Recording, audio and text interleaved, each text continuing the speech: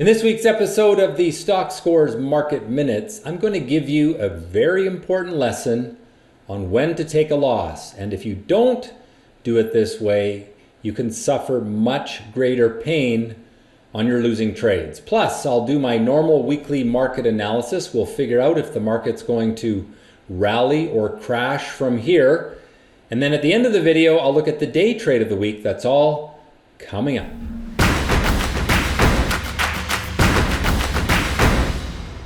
So limiting losses is essential to doing well in the stock market. No one is ever right 100% of the time.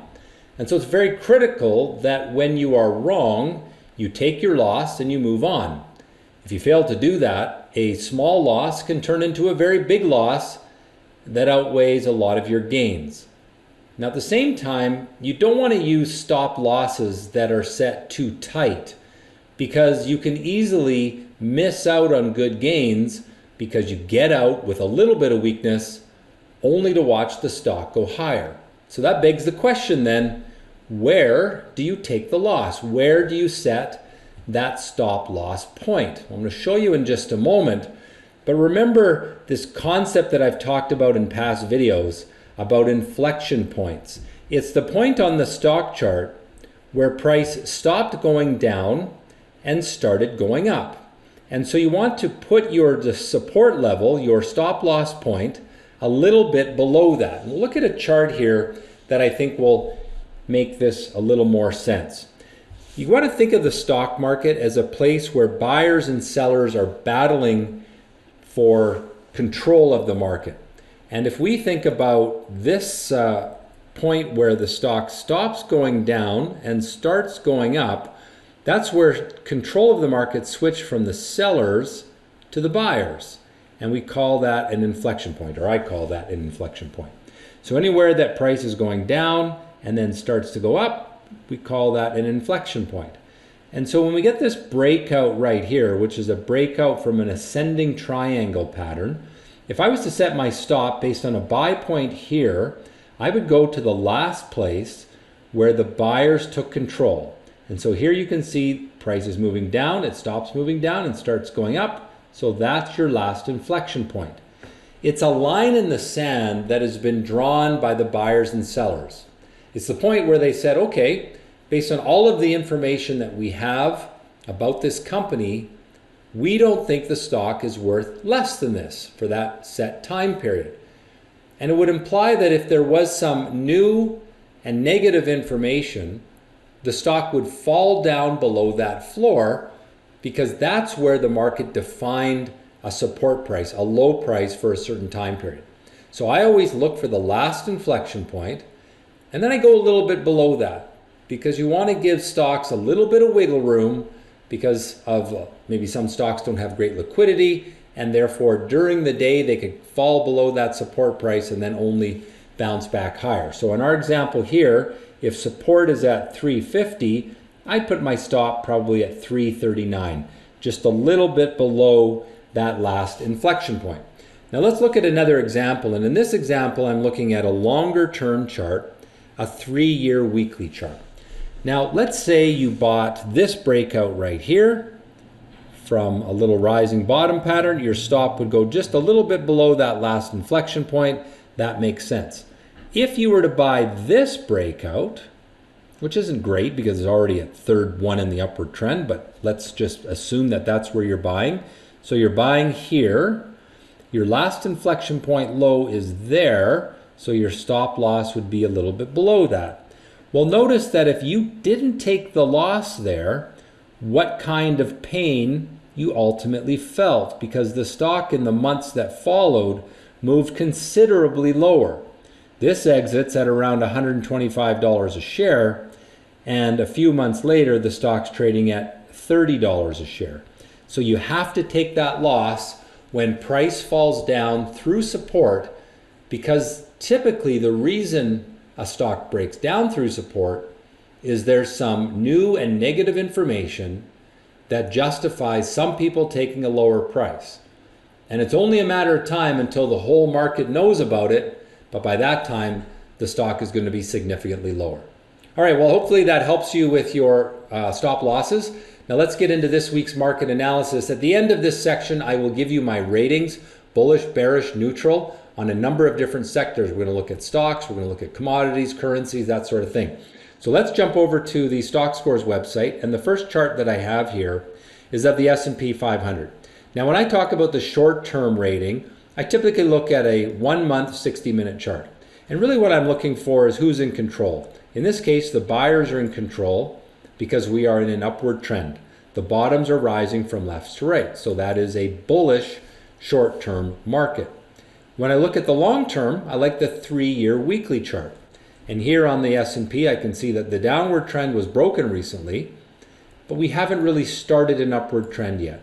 We are stuck in this sort of sideways range that the market's been in for the last 5 months. It's encouraging because we have rising bottoms building over the last 6 months, but we still need to break out through this resistance level. So I'm giving this a neutral rating for now, but it could easily turn into a bullish rating if it can break out through that resistance level. All right, moving along, let's take a look at the small cap stocks in the US, IWM, and again, 1-month chart, stuck in a sideways range. So that's a neutral chart for the small caps in the US. 3-year weekly, you can see it's very neutral. It doesn't look as strong as the S&P 500 because you're not building the rising bottoms the way the S&P ETF SPY was building. So it's still not a bearish chart because it's broken the downward trend line, but it doesn't look great just yet. It's lagging the large caps. On the TSX 1-month chart, trend is up, so that's a bullish rating there. And like the S&P, it's stuck in this sideways range. It's got some rising bottoms, but it just needs to make that breakout. The problem with the TSX is if it breaks out there, the upside is limited by this old price peak, which is going to be resistance. And so yes, I think it's probably going to break out of that maybe in the next week or two, but there's not a lot of upside until it's going to get stuck at those old highs. All right, well, let's take a look at commodities now, starting off with oil. 1-month, 60-minute time frame. You can see we had a decent little bounce back rally, but this past week, that gave way to the sellers.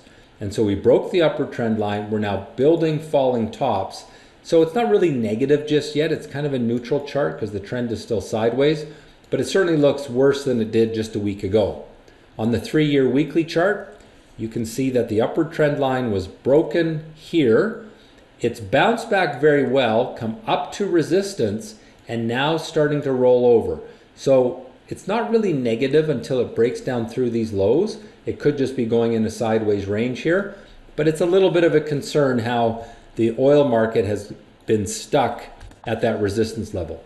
Looking at gold, the 1-month 60-minute chart was trending higher, and I've been bullish on this for a while, but now we're starting to see a little bit of weakness in gold, and you see it breaking down on Friday from falling tops through support. That could lead to more weakness next week. When you look at the weekly chart, you'll see why this happened. And I warned you about this last week because gold has rallied into this resistance level. You see it hit it once there and again here, and then just about got it 2 weeks ago, and it's basically getting stuck there. We could also use this as resistance based on the closing of that time frame back in the spring of 2022. And so we could see gold pull back a little bit. However, it's not going to be real negative until it breaks that upward trend line. So it could go sideways here for a month or two. Wouldn't be a bad thing for gold, but I do think that in the short term, we're probably not going to see significantly higher prices in gold. Well, let's take a look at the US dollar. And again, the 1-month time frame, negative, trend is down.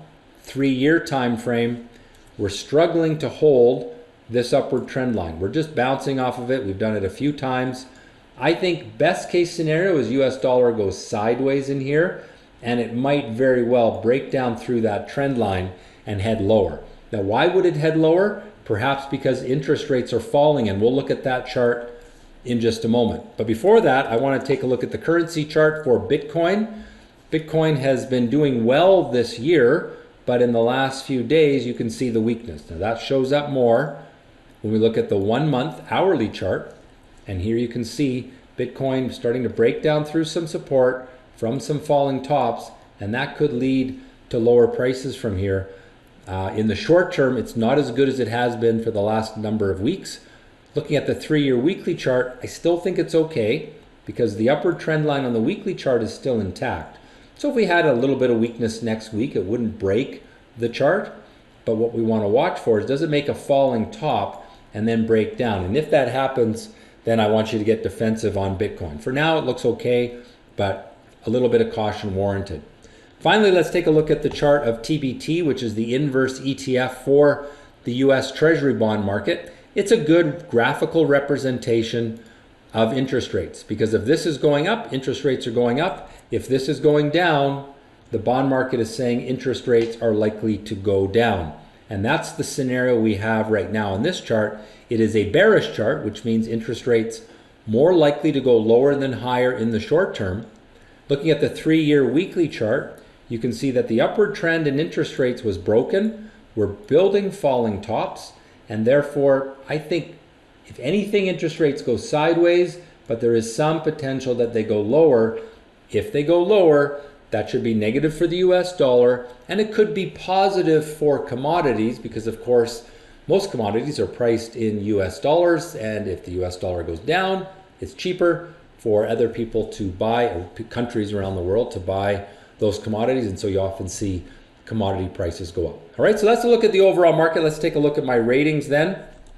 Neutral on both time frame, or neutral for US and Canadian stocks in the long term and bullish in the short term. For gold, neutral both time frames, same for oil.